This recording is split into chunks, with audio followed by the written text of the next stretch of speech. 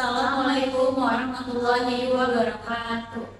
Kami dari kelompok 1 kelas TI22F akan mempresentasikan penelitian kami yang berjudul pengaruh biaya produksi terhadap pendapatan UMKM Sedot WC Sividian Group 86 yang berlokasi di Purwasari, Karawang. Selamat menyaksikan. Baik, di sini saya akan menjelaskan tentang latar belakang penelitian, yaitu UMKM adalah singkatan dari usaha mikro kecil dan menengah. Istilah ini merujuk kepada sektor usaha yang terdiri dari unit-unit bisnis dengan skala kecil hingga menengah.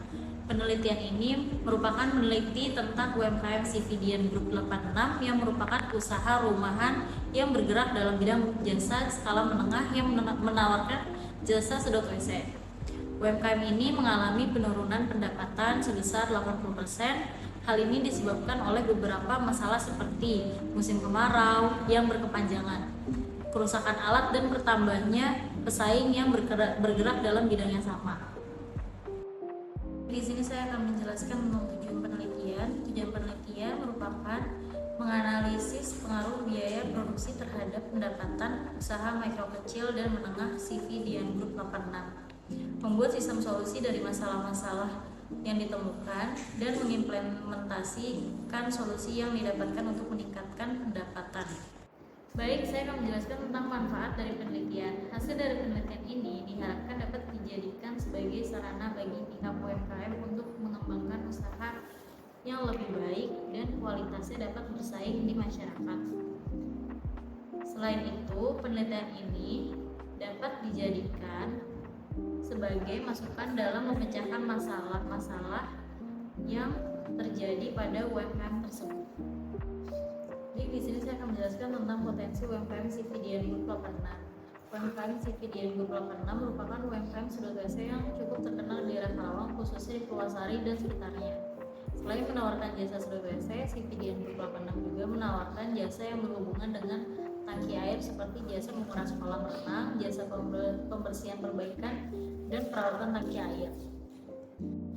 Baik, di sini saya akan sedikit menyampaikan mengenai grafik pendapatan per tahun. Pada grafik ini, pendapatan yang dihasilkan pun mengalami peningkatan semenjak berdirinya beberapa cabang.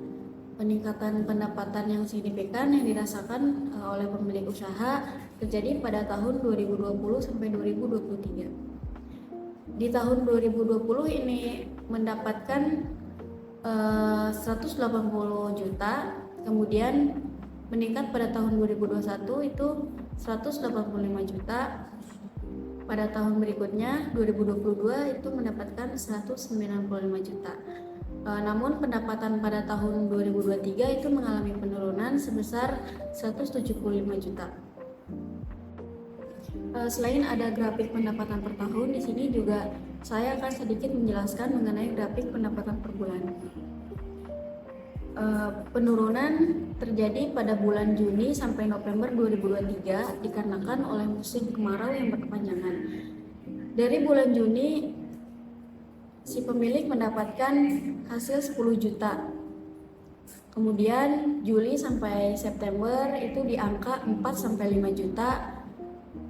Kemudian ada kenaikan terjadi pada bulan Oktober sampai November itu di angka 6 sampai 8 juta rupiah.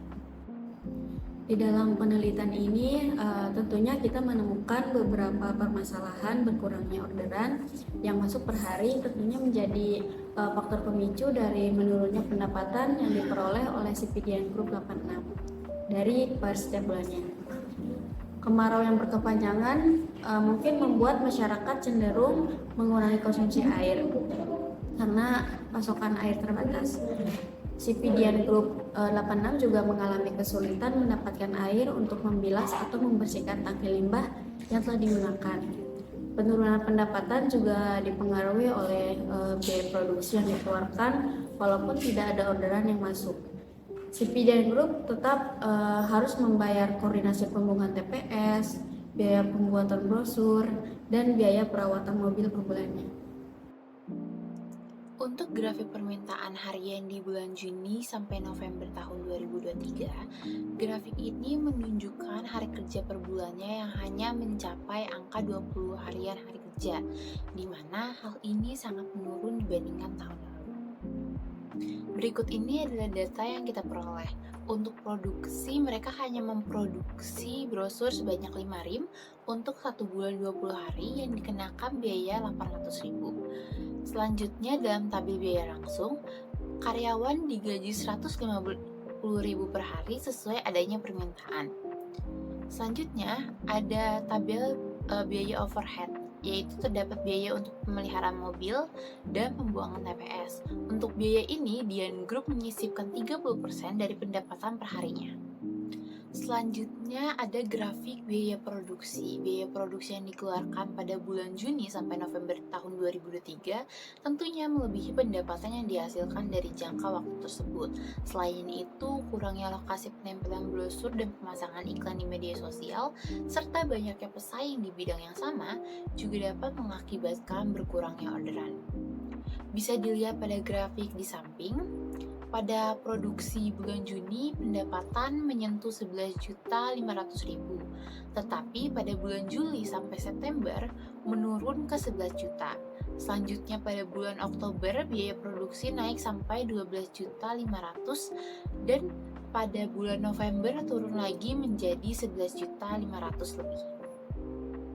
Solusi yang kita dapat untuk mengatasi permasalahan-permasalahan tersebut yaitu CP Dian Group 86 perlu menyusun strategi dalam pekerjaan dan promosi jasa seperti menyimpan kos untuk perawatan, menyimpan dana darurat, memperluas jejaring iklan pada media sosial, memperluas lokasi penempelan brosur, dan memiliki pekerjaan tambahan selain sedot WC yang berhubungan dengan tangki air seperti jasa menguras kolam renang. Untuk kesimpulan dari penelitian ini yaitu biaya produksi memiliki pengaruh signifikan terhadap pendapatan UMKM CP Dian Group 86. Ditemukan bahwa masalah seperti musim kemarau yang berkepanjangan, kerusakan alat, dan persaingan yang tinggi menjadi faktor dari penurunan pendapatan. Selain itu, penggunaan brosur yang tidak efektif, kurangnya promosi di media sosial, dan juga cara faktor rumah masyarakat yang dilayani menjadi kendala sehingga memerlukan waktu dan biaya tambahan. Selanjutnya yaitu rekomendasi atau saran yang dapat kami berikan dalam penelitian yang dilakukan pada UMKM CP Dian Group 86 yaitu ada beberapa hal yang perlu diperbaiki lagi.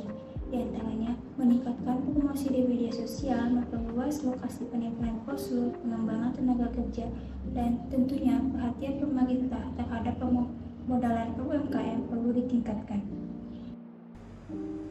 Cukup sekian presentasi dari kelompok kami, kurang lebihnya mohon maaf. Wabillahi taufiq wal hidayah. Wassalamualaikum warahmatullahi wabarakatuh.